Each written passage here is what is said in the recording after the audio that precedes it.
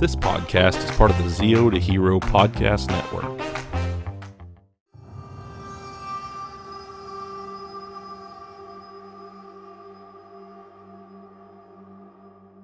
All right, everybody. Thank you for coming back to this show. My name is Jared. I am the host here at If You Give a Dad a Podcast.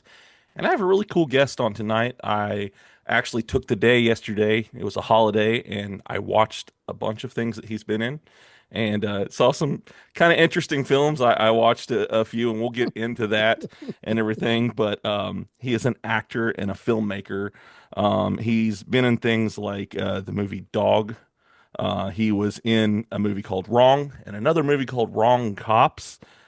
He was in Buffy the Vampire Slayer. I think it's season 3, episode 8.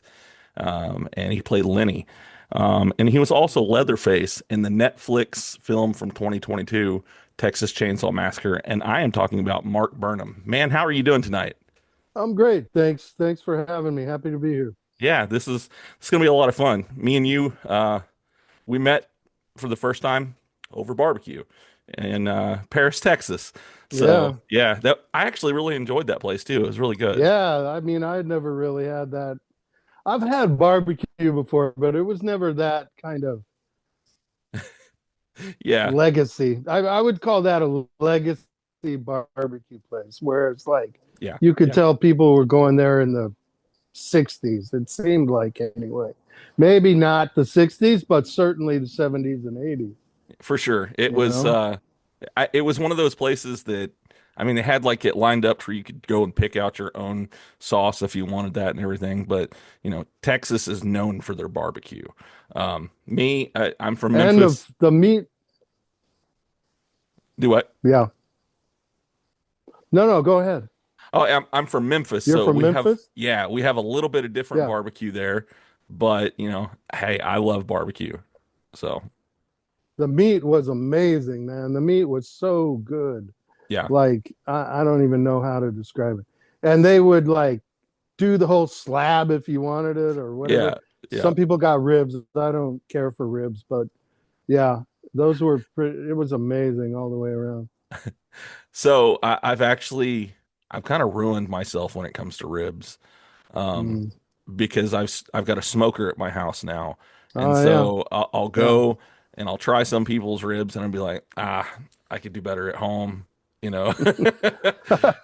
So it's something I've kind of enjoyed to start doing and everything. So it's, you know, they say that once you hit your 30s, you either pick up history or smoking meat, and I guess I picked up smoking meat. So.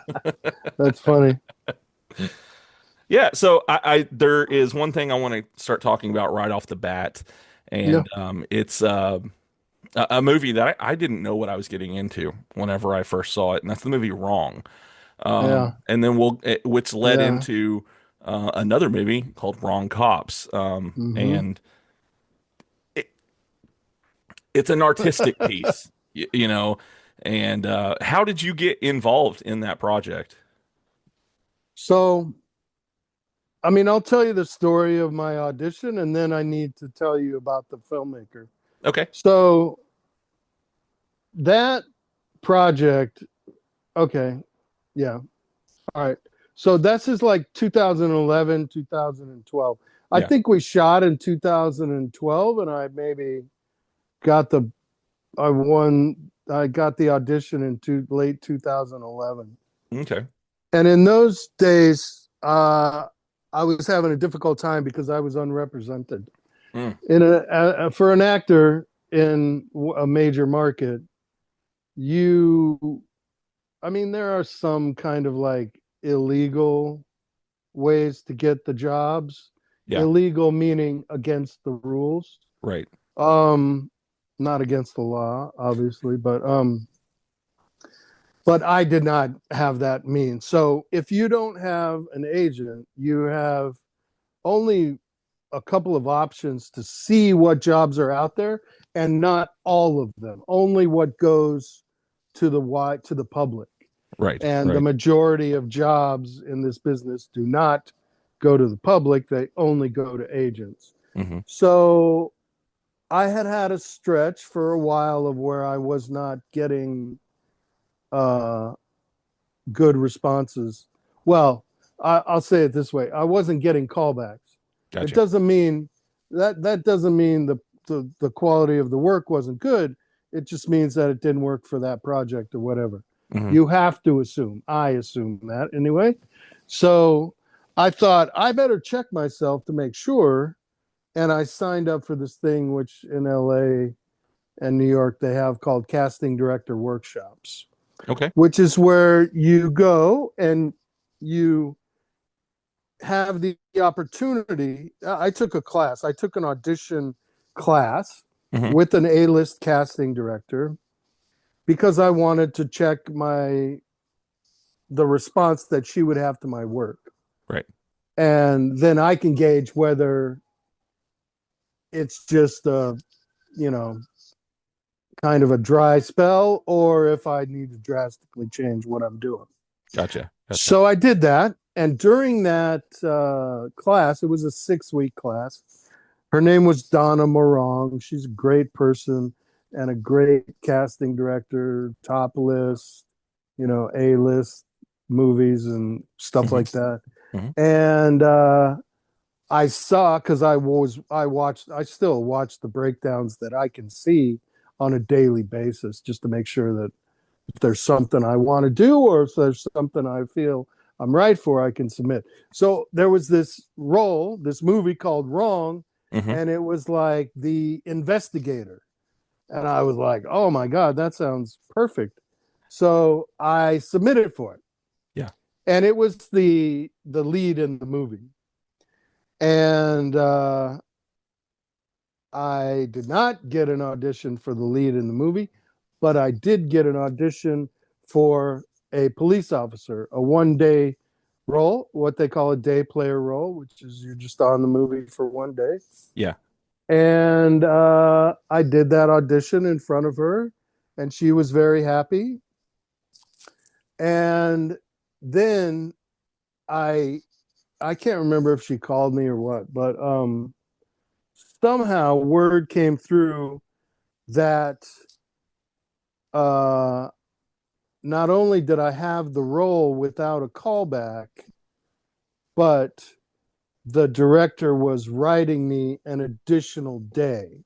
Oh, wow. Okay. So, in effect, he doubled my part, size wise anyway, Yeah. and then did not need a second and third meeting to see that I was the guy that he wanted, which is pretty rare. Yeah. I'm sure Yeah. it happens, but it doesn't happen to me that often. So I was like way thrilled. And then um, I began my research into the filmmaker. So this particular filmmaker's name is Quentin Dupieux. He's a French director Hmm. and a rock star DJ. At that Okay. time, I didn't know he was a rock star DJ. I just heard he was a DJ. Okay, so whatever. I don't know that much about it, but I also did. When I do that kind of research, I see if I can see any of the director's work, Hmm. and it just so happened that I was able to see a film that he had. At that time, all I knew was that it was his previous film called Rubber, which is about a tire that rolls around and kills people. I've seen it. Yeah. Now, if you don't know, the story behind Rubber is pretty amazing because basically it stole the juice from the winners of the Cannes Film Festival in 2010 with the press screening. Yeah. So everybody was talking about this crazy film about a tire that rolls around. And really, the kind of, I don't even know, I'm sure somebody remembers who won in 2010, but the most of the people um, were talking about this film that he did called Rubber. Yeah. And then also, what I found out is that not only did Rubber get him the the money to make this film that I was in called Wrong, Hmm. but Rubber kind of established him at a high level in European film, particularly French film circles, and he's an absurdist. So his movies are comedies, but Yeah. they're not always funny. They're weird and Yeah. strange funny. Right. And he like deep dives into that, man. And so yeah. So the main character is looking for his dog. Hmm. So you think, oh my God, a feature film about a guy who's looking for his dog sounds relatively boring. But it's not. It's in the way the characters are presented and in the way the lead character does the looking for the dog. That's where the comedy and the absurdism Right. is presented. Right. Like from the beginning, I mean, first off, it's a movie called Wrong, Yeah, but the yeah, first thing you see is, I guess he's supposed to be waking up at 8 o'clock, but it says like 7:60 is what it goes from yeah. 7:59 to 7:60 on his clock, and Right. you're like, wait. So off the bat, this movie is going to be off, off Yeah, kilter, yeah. and the way that they act with each other in the movie. Um, and then he goes to work, and you find out that is it supposed to be rain or is it the sprinklers that are going off? It's just everything's wet in I there. mean, I was on set that day, and it was supposed to be rain. Like Okay. it's raining inside the building, and Yeah.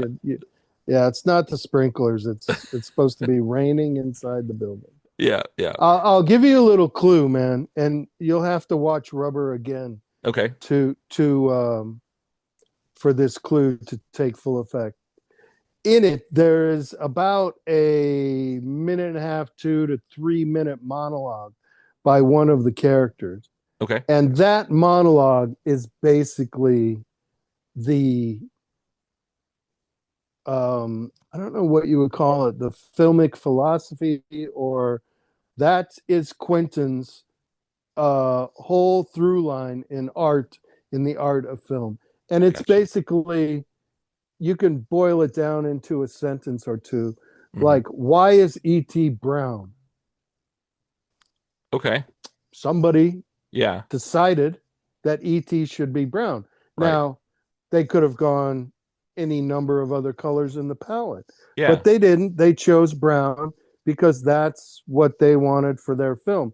And there is no real, I suppose maybe Spielberg has an answer to that about why. Hmm. But beyond that, there is no real rhyme or reason as to why. It doesn't make sense. It doesn't even really matter. It Yeah. only matters in that E.T. is brown. Yeah. And that's the absurdism that Quentin kind of locks into. Yeah. And there's other examples. You'll have to. I haven't watched that monologue in a while, but it's one of the characters speak directly into the microphone and Yeah. is talking about. I mean, directly into the camera, Hmm. and is talking about why is this fill in the blank? Why is it Right. this? Why is Right. it that? Why is it this? And what difference does it make and all that stuff? And that's kind of his filmic philosophy, which I can get into that. Yeah. I understand that. Right. So it's funny. As soon as you said that he had also made Rubber, I was like, oh. And it just all of a sudden made more sense to me, the style of Right. the movie. I was like, yeah, Yeah. I can see that now. I hadn't put two and Yeah. two together that he had actually made that movie as well, but now Right. it makes a lot more sense knowing that. Um, so I did look this up, and one of the things I saw was the movie Wrong Cops inspired by your character? Well, I mean, yes. The quick answer is yes. The long answer is there. It was inspired by a single shot Mm-hmm. in wrong, Uh-huh. and that's a point in my first day on set when the main character Jack, he's driving looking for his dog, and he Right. gets stopped Mm-hmm. by a policeman who is me. Right. And the reason he gets stopped is because there is a car crash on the bridge that he is trying to cross. Right. Now, practically speaking, the car is a van. The car that crashed is a van, and Mm-hmm. it's on fire, Right. live fire Yeah. on the set. And so, practically speaking, when they went to prep that shot and all the things they needed, they did not opt to hire an actor and put him in a costume as a tow truck driver. Ah, okay. They just merely hired the tow truck for the day with the driver, and that guy became the actor in the film who is, Yeah. The tow the truck tow truck driver. driver. Yeah. And Yeah. by the way, did not speak a lick of English. Oh, Not that okay. that matters. Not Right. that that Right. matters. Yeah. But it is kind of central to what I'm going to tell you. Yeah. And the other thing that you should know about Quentin Dupieux is he operates everything himself. He DPs the movie. He scores the movie. He's directing the movie. So Mm-hmm. he does everything. And he was setting up this shot between me and Jack way far away from the fire, the van on fire. Mm-hmm. And I mean like easily 75 yards or Yeah. more. Yeah. And so we have our little scene and we're doing it, and we do a couple takes, and Quentin goes, all right, now I want to get you walking back to the tow truck. Yeah. And I'm like, you mean I'm gonna turn, you're gonna cut, and we're gonna pick me up at the tow truck? And he's like, no, I want to see you walk the whole thing. Yeah. I was like, okay. So I turn, and my character is not really a speed demon. Uh-uh.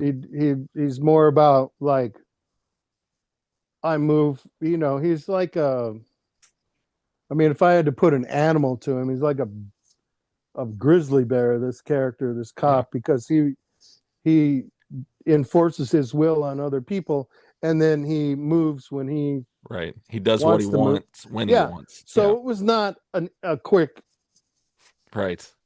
shot. You Yeah. know what I mean? Yeah. And then so he sprung this on me as well. Like I didn't know it or plan on this part of the role or whatever, which is not that big a deal. But as an actor, I got to figure out why I'm doing that. Yeah. Yeah. Why do I leave the guy who's annoying me Yeah. and I'm about to arrest this guy? Uh-huh. Why do I leave him and walk to the vehicle? So as I'm walking this 75 yards, I come up with this thing that I'm going to say to the driver of the vehicle. Yeah. And I do that. I have this little conversation with the driver. Like, I know how to make it look like he's responding to me, even though he's like, Yeah. just looking at me like, I don't understand what you're talking about. Right. And, and so Quentin calls cut on the rehearsal, and he's like, okay, like, what are you guys talking about? And I'm like, well, are you asking me what I said to the tow truck driver? And he's like, yeah, I want to know what you're talking about. And I was like, well, I asked him if he ever ran across a high-end Lexus, and if he towed it and gave it to me, I would pay him money for it. And he's like, you're asking him to steal a car. And I was like, well, I didn't say that. But if he gets one, I'll pay him for it. Yeah. Yeah. And that whole thing right there became the kind of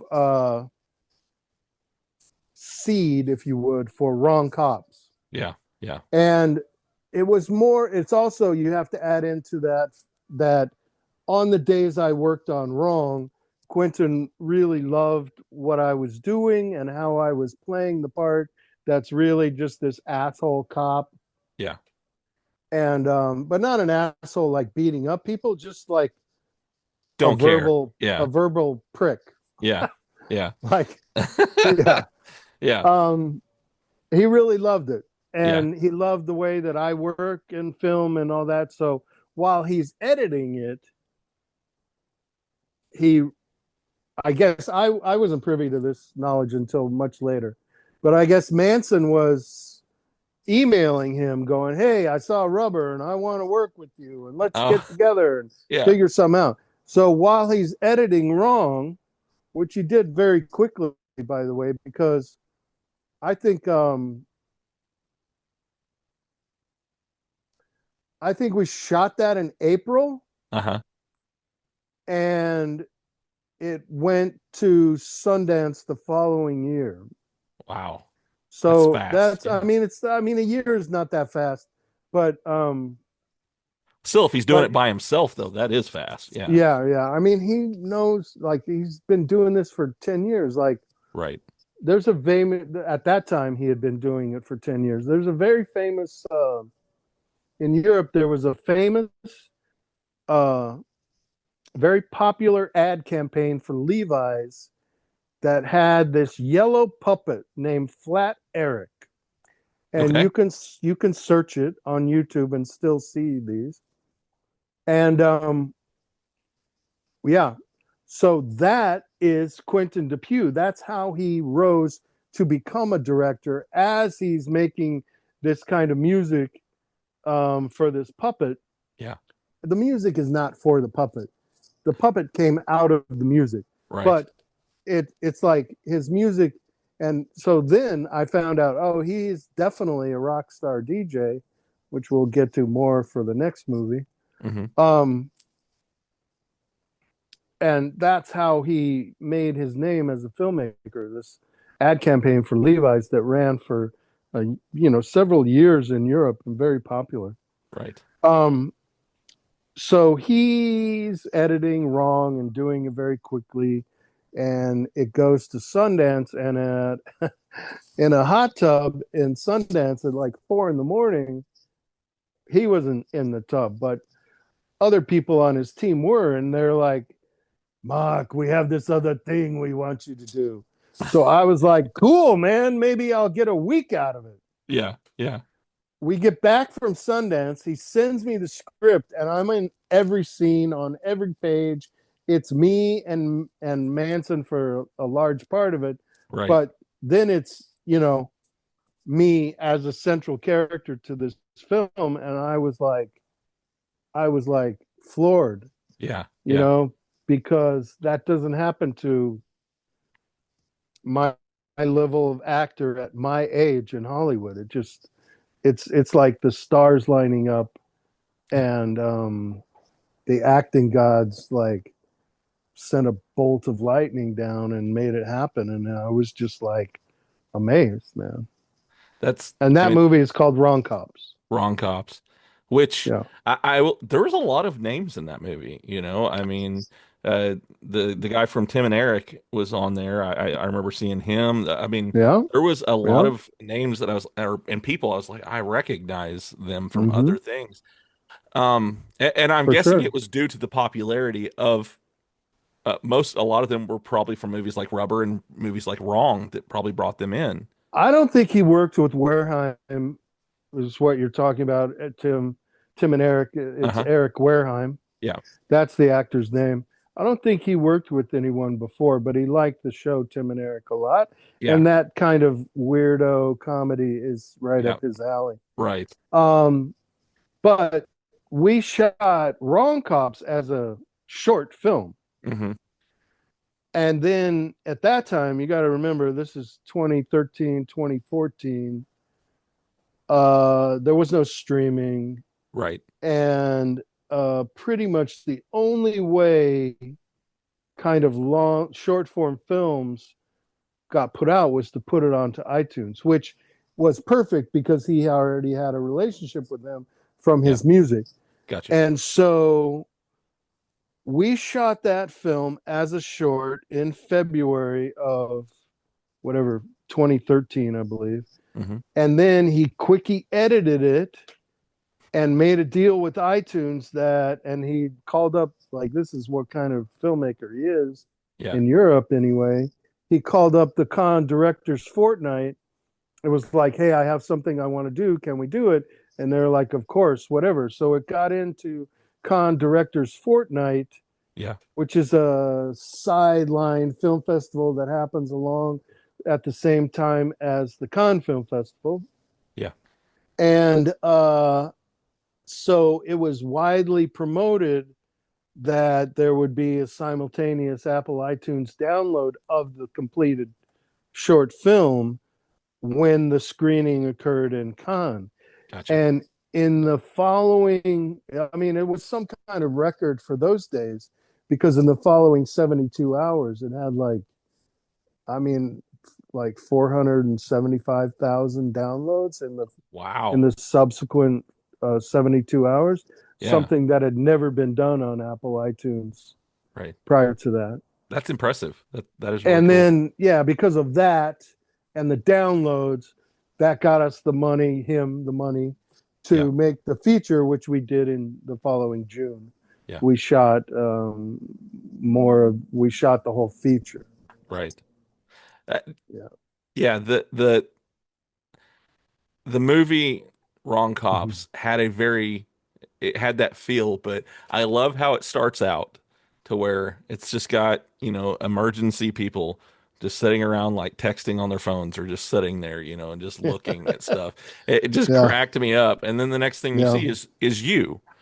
And your character, you cracked me up a lot with that. Was there anything that you were drawing inspiration from, any person maybe, or film that you drew inspiration from for that character? Well, the original when I got the part in Wrong, Hmm. when I read those scenes, the immediate thing that popped up to me was this experience I had at LAX in Okay. the 90s when I was driving town cars, business people to the airport. And I mean, you probably wouldn't know this, or people that aren't in LA would know this, but LAX airport police, they don't give a fuck about anything. And if you don't listen to them, Yeah. they will write you a $400 ticket and tow your car right now. Oh, okay. So they're, they don't no nonsense kind of guys. Yeah. And I just, I don't know, me as an actor, like I don't need that much to take an idea and run with it and Yeah. you know, make a whole person out of a little tiny snippet of something. Right. Right. Um, I'm not saying that's better or worse or anything else. I'm just saying like that's how I know Yeah. what to do. That's Yeah. the way that I do things, and it's worked pretty well for me on every project that I've worked. Absolutely. Everybody, you got to find what works best for you, Yeah, your style, because that's what you're going to be comfortable with.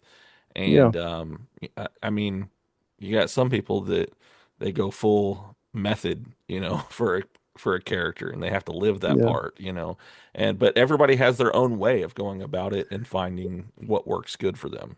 And the thing that I don't that I believe, the thing Hmm. that I believe, and I don't know if it's widely thought about or talked about a lot, is that it's not a once you decide, oh, I'm going to be a method actor or whatever, like you may run into something on a film set in a particular kind of, we're going to get some city noise here. Sorry about Oh, that. you're good. Um, you may run into a problem where method is not going to work, Yeah. you Yeah. know? Yeah. So you have to be able to adapt to any scenario that occurs. And when we talk about something else, I'll make more of a point of that. Okay.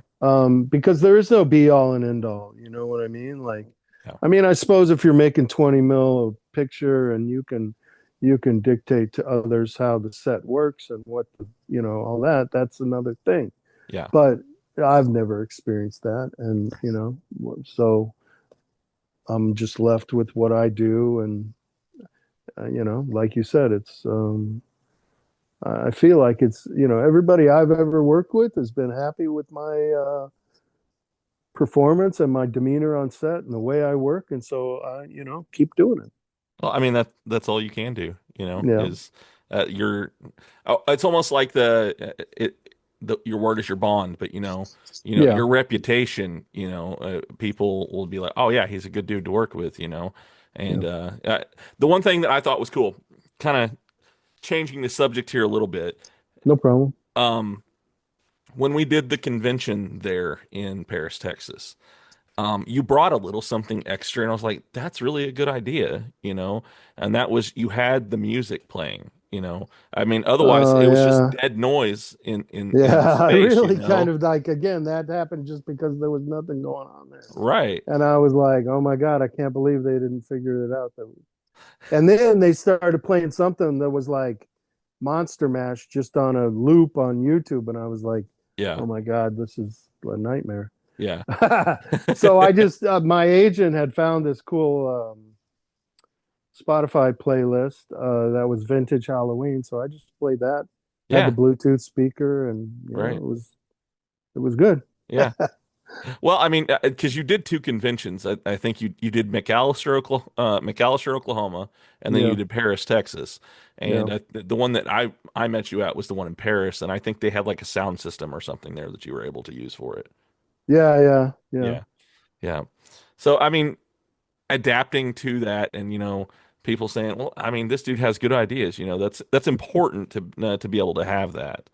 I mean, Um, in that kind of appearance arena, like I try and make people as comfortable and as, yeah, you know, right. as I can. So I felt like we needed some music and it was good. Absolutely. Absolutely. So, do you do a lot of conventions now? I mean, to be honest with you, they're dropping off now because Okay. my movie is about 3 years old now, which is, a lifetime in the horror, the what's new on the horror circuit kind of world. Right. But I think, for 22 and 23, I did about 7 or 8 per year. Okay. And then I did a few less in 25. Hmm. So we'll see. Yeah. I don't turn anybody down. So anybody who's interested in having me come to their convention, it's very simple. You just contact your favorite horror convention by their contact me on their website and request me and Yeah. keep on them. Maybe they'll bring me to your neighborhood. Absolutely. So before we jump into Texas Chainsaw Massacre, because there's a lot that I want to cover there, Yeah. there's one other thing that I talked about at the beginning that you were a part of, and you played Lenny in Hmm. season 3, episode 8 of Buffy.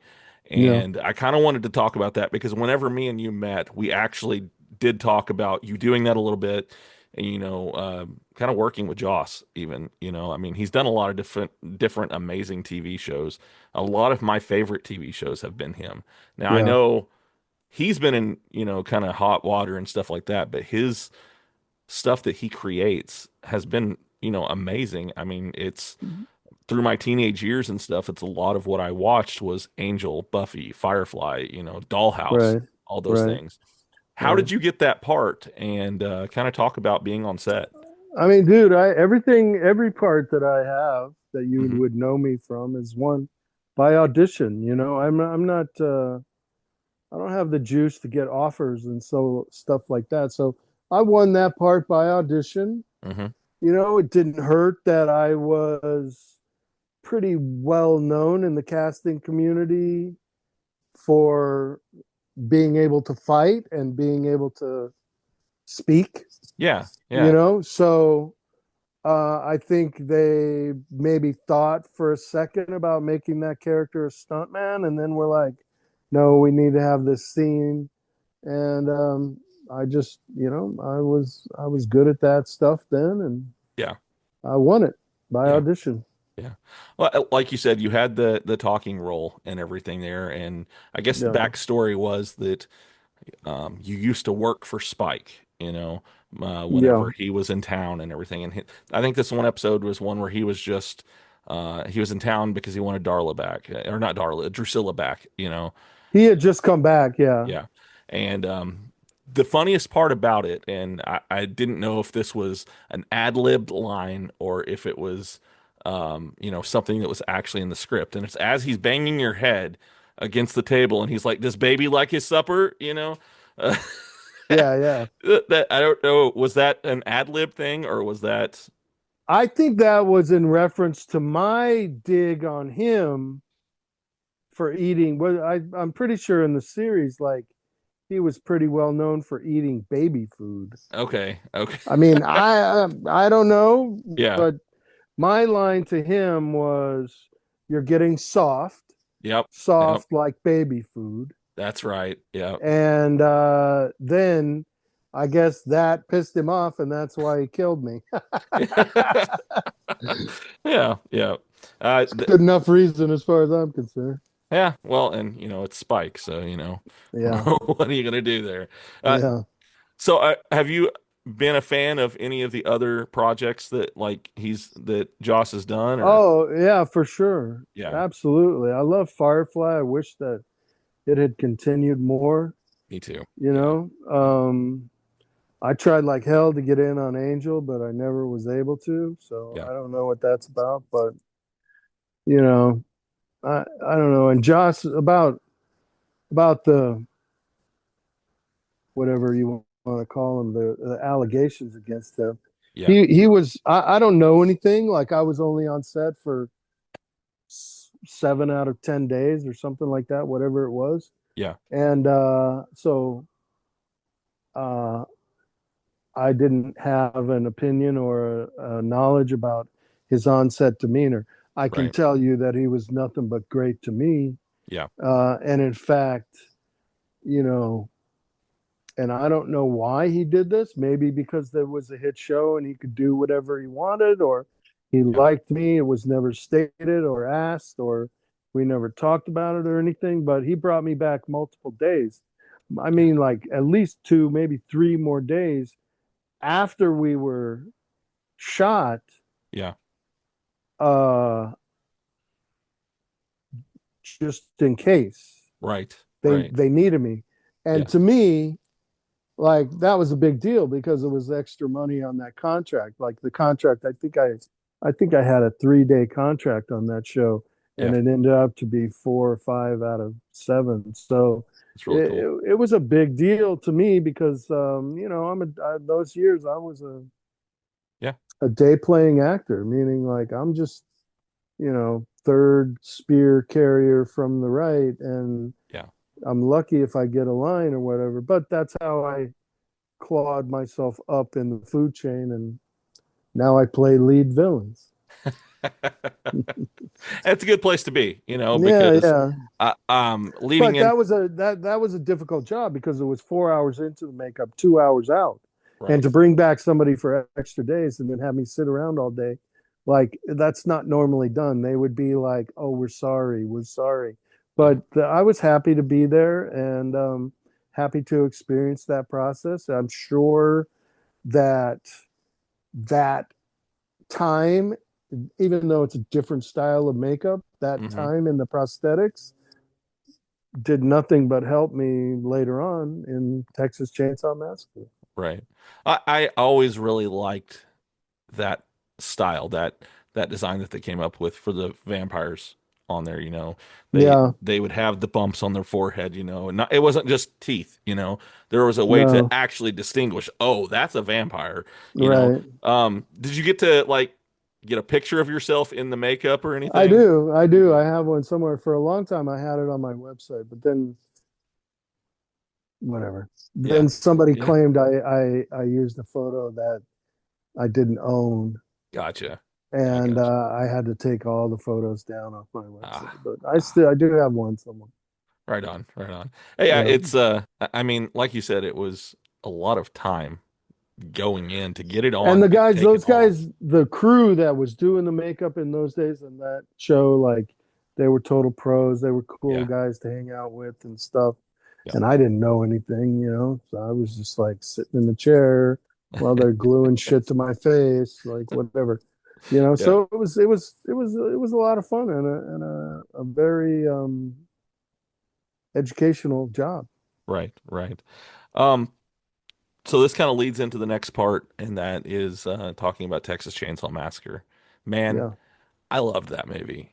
It was a lot of fun. I love that it was the way I was trying to explain it. Like my son walked in while I was watching it, yesterday, and he's like, "What are you watching?"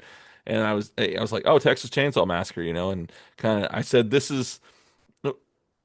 It's kind of brought the movie to, if it were to happen now, you know, it's Yeah. almost like they made a Gen X movie for Gen Z, you I mean, know. that's what they call it, is a direct sequel, meaning nothing matters in between. Right, right. But the first one and this one. Yeah, yeah. So that movie, I, I watched it when it first came out. I think it was in the top 10 on Netflix for quite a while whenever it came out. Few weeks, yeah. Yeah. And, there was a lot of talk about that.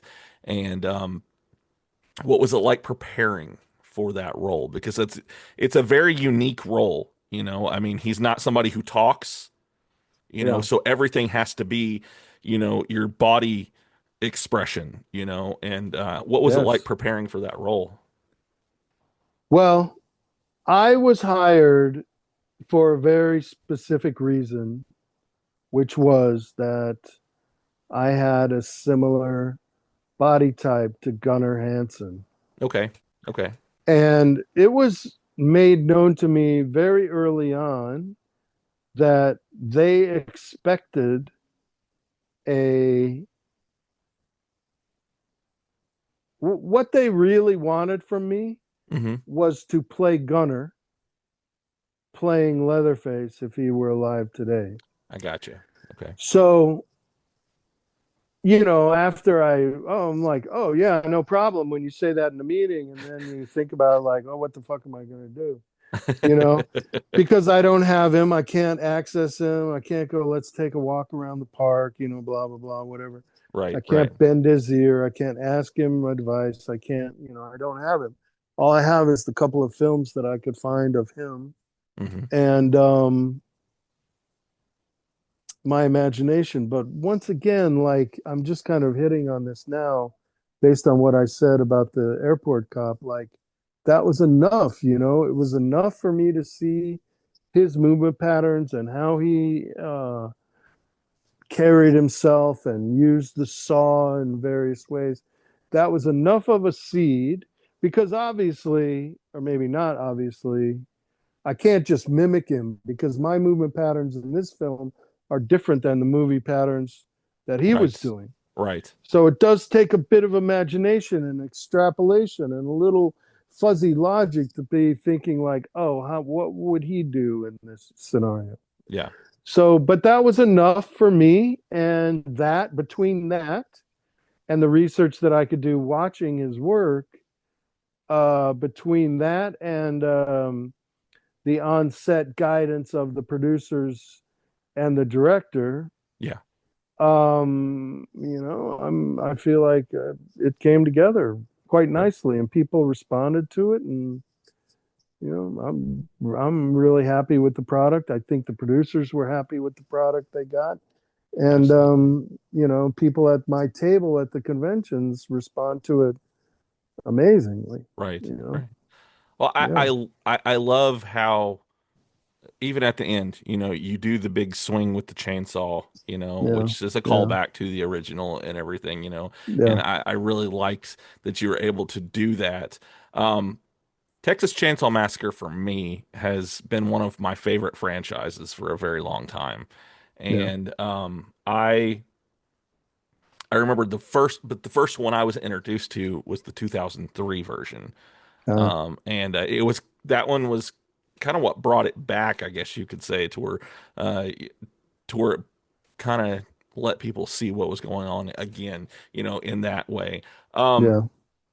if you weren't going to say your movie, which one would you say is your favorite Texas Chainsaw Massacre?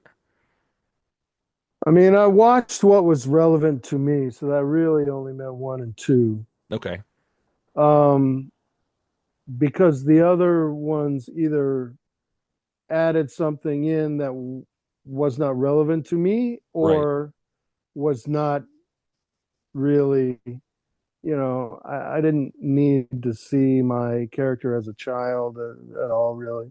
Yeah. So really, it's one. One Yeah. is the one, and I took deep dives into that for a Mhm. week or two and just watched that over and over, and became a student of that. Yeah.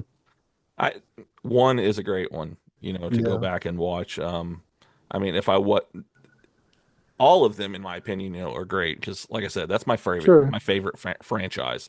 Is right. that I need to find. So I don't know if you can see behind me. There's a over here. There's a little Jason head poking out right about there.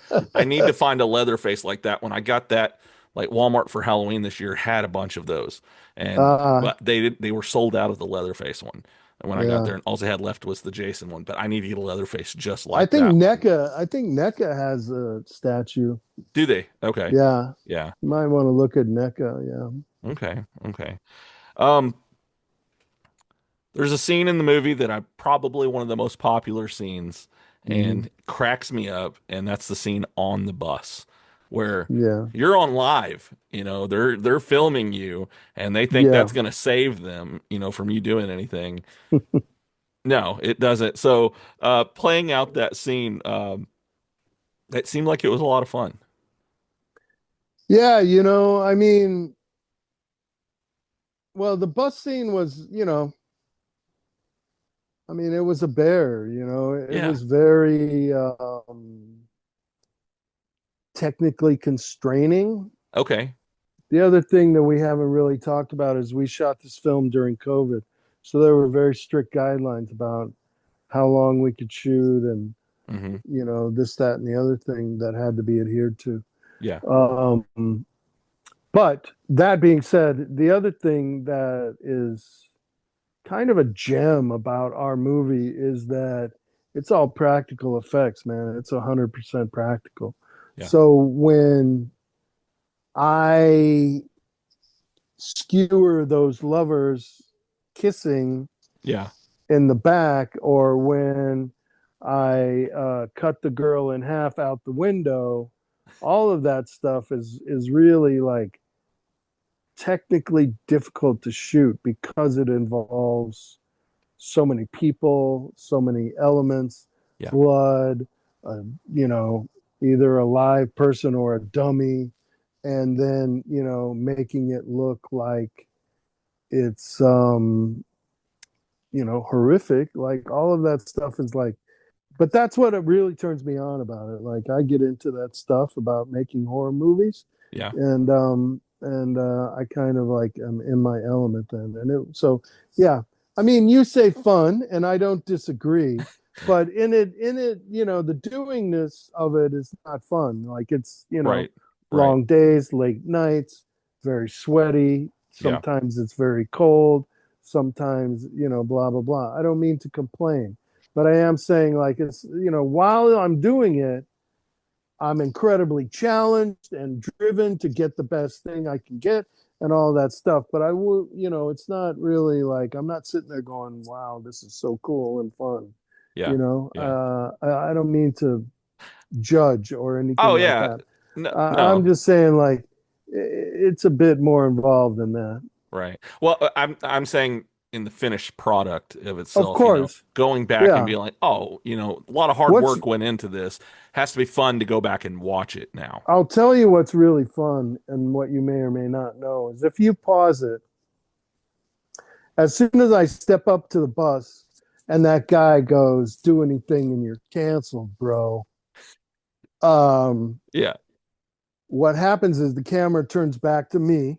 Uh-huh. It like shows him saying that Yeah. and shows him on his phone, and then it cuts back to me, and I pull the cord on the saw, Hmm.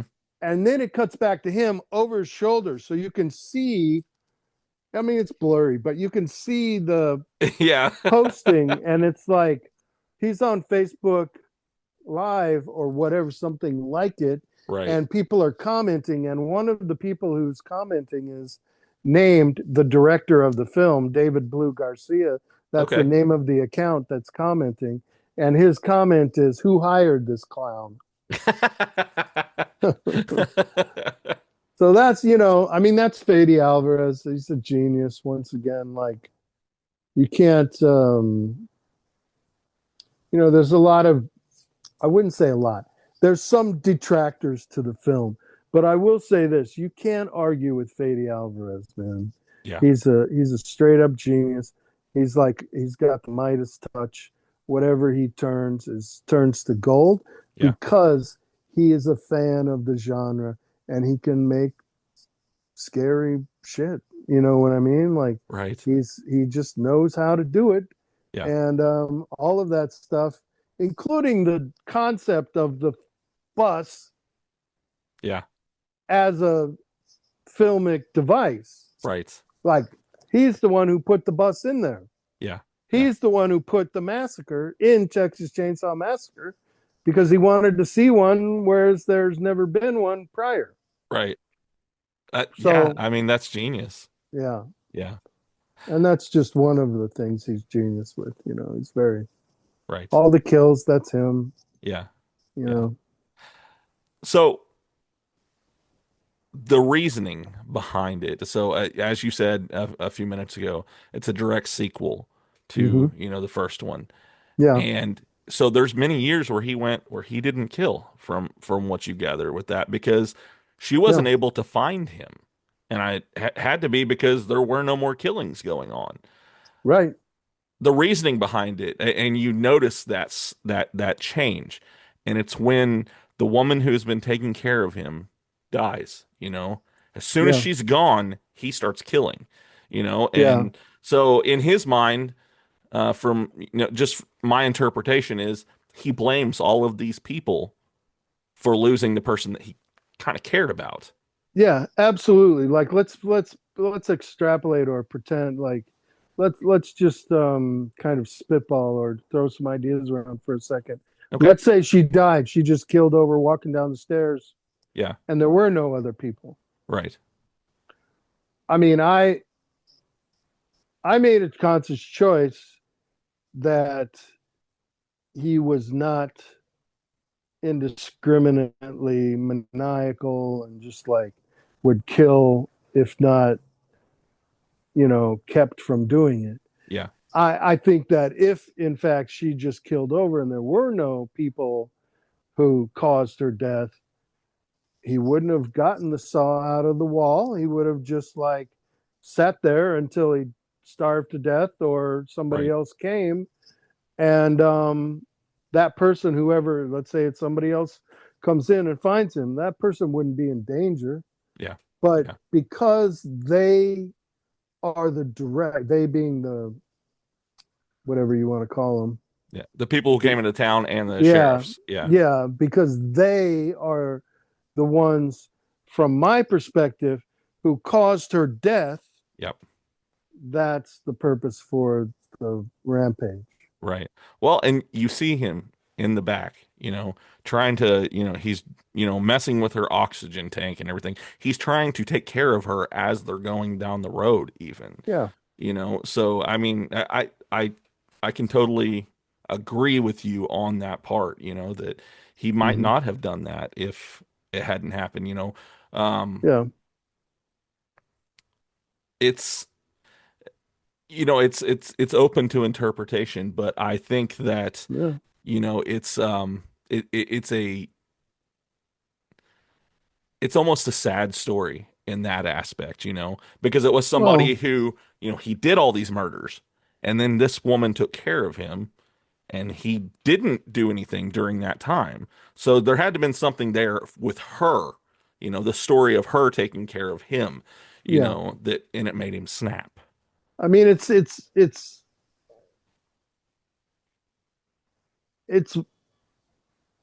my impetus, the way I was trained, whatever you want to call it, is always to make the richest choice.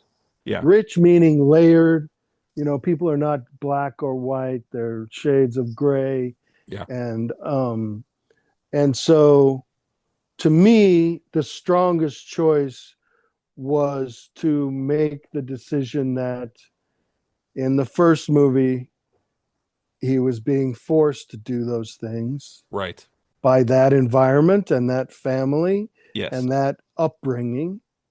And that when after that, after the truck drives away and he's just there on the road, Hmm. wherever his travels led him to was probably not additional kills. Right. It was probably just like wandering and not knowing how to take care of himself and then, blah, blah, blah. Yeah. So that to me was a richer choice than making some sort of maniacal, twisted character that just kills and kills and kills, and you never see any reasoning behind it.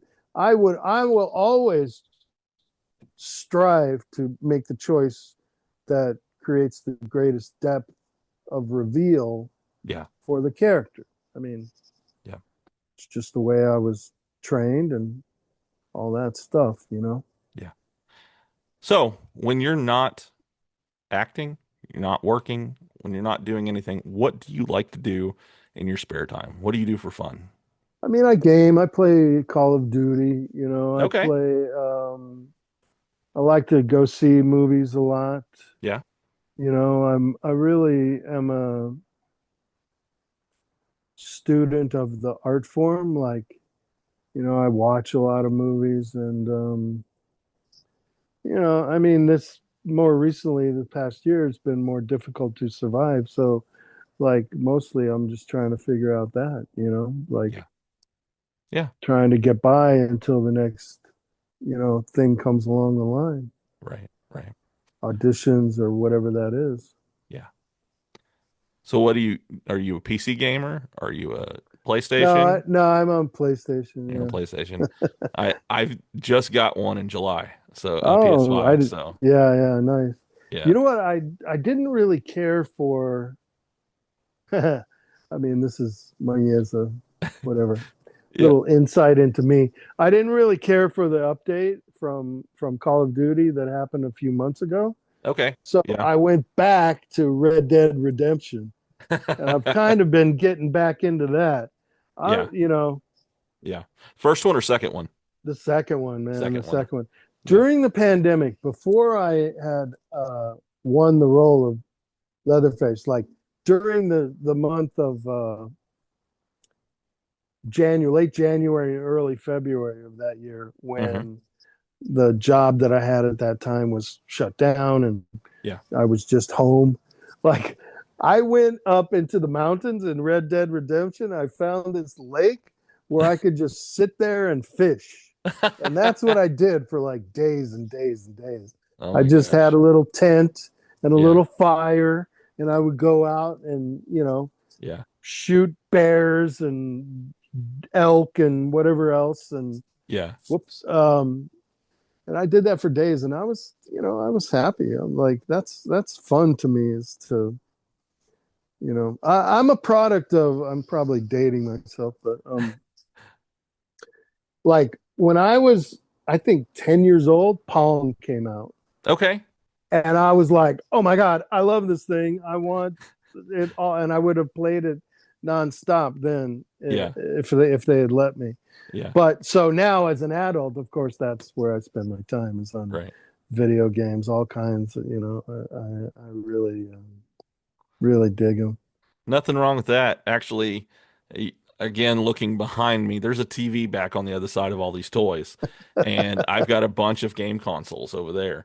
I've got a 360, an Xbox 360. I've got a PS2, Nice. a PS3, and a GameCube over there. And then my You know what I'm son, gonna? Yeah, I'm my sorry. Go ahead. oh, you're good. And my son has a 64 in his room and a Wii U in his room. We just kind of Wow. we like collecting, different consoles and stuff. So I I'm can. gonna get one of those new consoles. I can't remember what it's called, but it's an N64 clone Okay. that connects with an HDMI, and it's all the codecs are Yeah.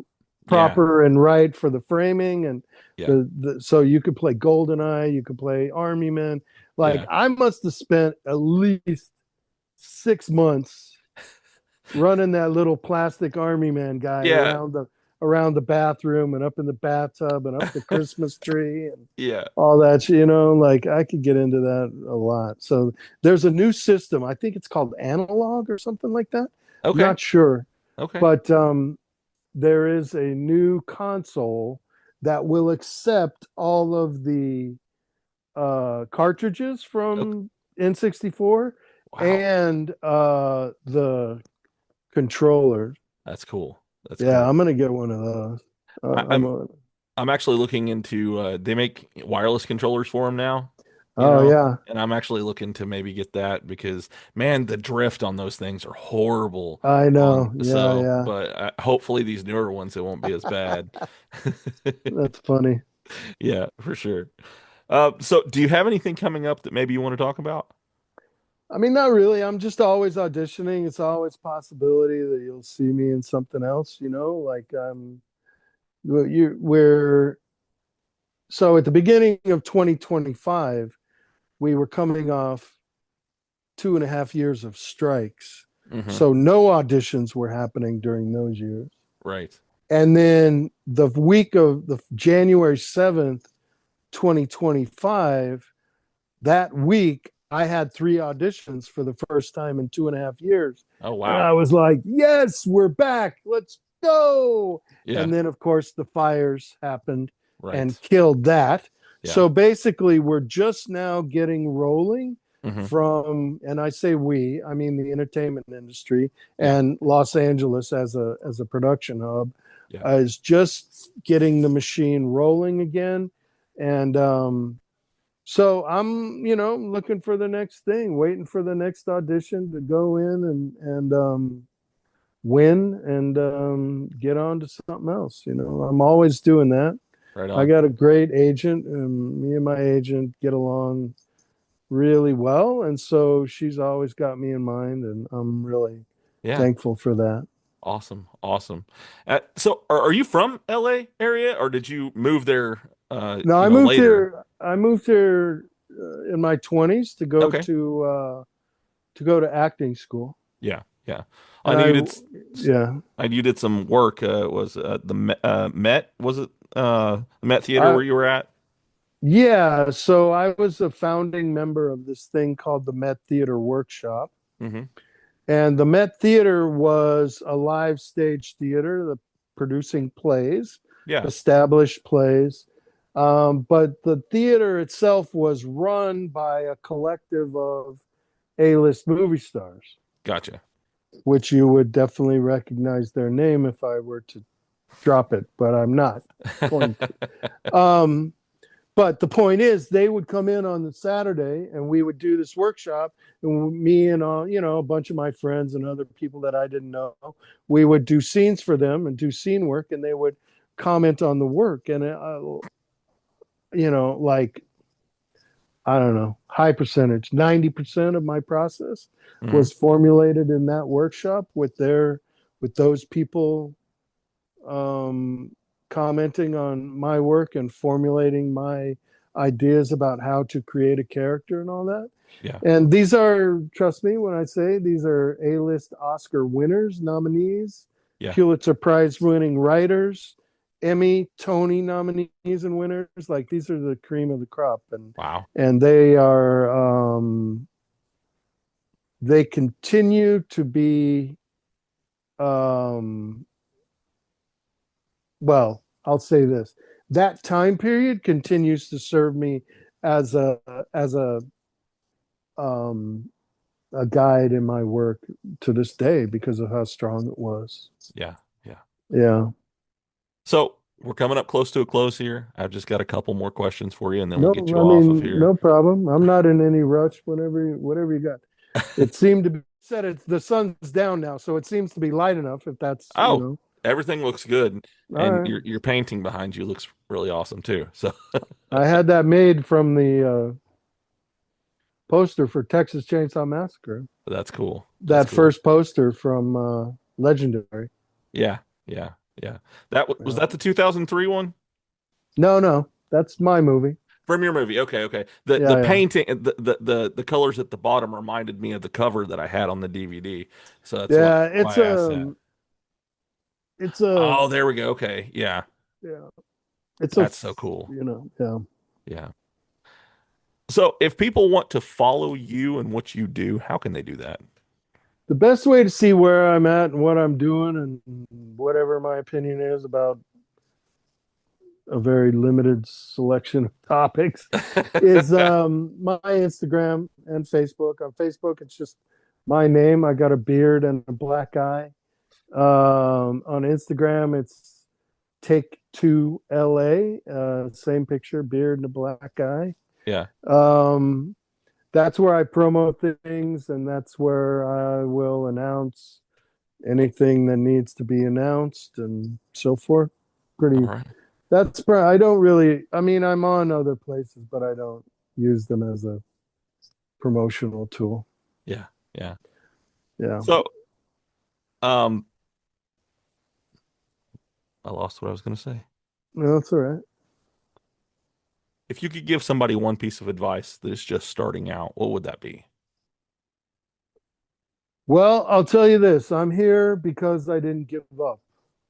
Yeah. I crawled my way up from day player, like I said before, and that's taken you know, a long time. Right. But it's about the journey. So if you wire down your survival and your training, you have to keep studying, you have to keep your choices fresh and your viewpoint on the world full. And then you wire down your survival, then you can stay in the game. Yeah. I moved here, like I said, in my 20s to go to acting school. In that particular school, there was 350 kids in Wow. my semester. The new semester brought 350 kids in new every semester Wow. since then. And there are three of us still kicking around town Oh, trying to make it happen. right on. So that's 1%. Yeah. And, nothing against those people who aren't here, like they did what they do. Maybe they went home and they're active in their community, or maybe they just decided this isn't for me. It's not a judgment. It isn't a judgment.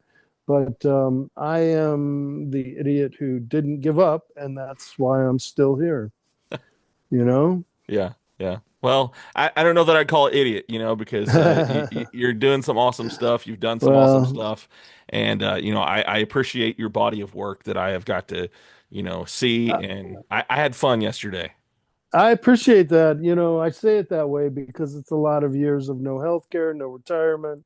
Right. And these are my choices, Yeah. that I made. Yeah. But it's not probably, other people might look at that decision and go, wow, why would you do that? But I do it because it is what I need to do. At some point in your training, not training, in your journey as a performer, as an artist, you're going to find and reach the place that whatever drew you to that art form in the beginning Hmm. is not going to be, I mean, it may or may not be, but it's going to be, you're going to keep at it because you have to do it. Yeah. Yeah. You have to create or write or paint or whatever, because if you don't, you become isolated or a prick or an asshole or worse, you know what I mean? So like this is what keeps me level-headed and grounded and trying to do something that is astronomically difficult to do, Yeah. which Yeah. is make a name for myself in this business. Yeah. And yeah, so aim high first of all, and don't give up. There you go. That's it. There you go. So this is If You Give a Dad a Podcast, and can't have a dad podcast without a dad joke. So at the end of every episode now, I tell a dad joke. So Okay, as long as it's you, because I don't have any. no, that's fine. That's fine. Actually, so I had somebody who their whole reason for wanting to come on the show is so they could have dad jokes to battle me against. So Oh, that's I'm looking funny. forward to that. That it's going to be fun. But Yeah, for sure. the one I got for you is, did you know Did you know snipers close one eye when they're aiming? And the reason is because if they close both of them, they wouldn't be able to see. Wow. That's a dad joke. Yep. It's a good one.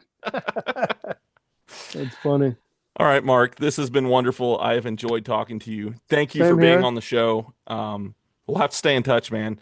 Yeah, man. Whenever you call, just let me know. If I got Absolutely. something new, I'll put it out, and Yeah. maybe Yeah. you'll pick it up, and we can talk about it some more. Sounds great. So I'm going to talk to you for a few more minutes after we end this recording. We're going to say bye here for now. And again, thank you so much.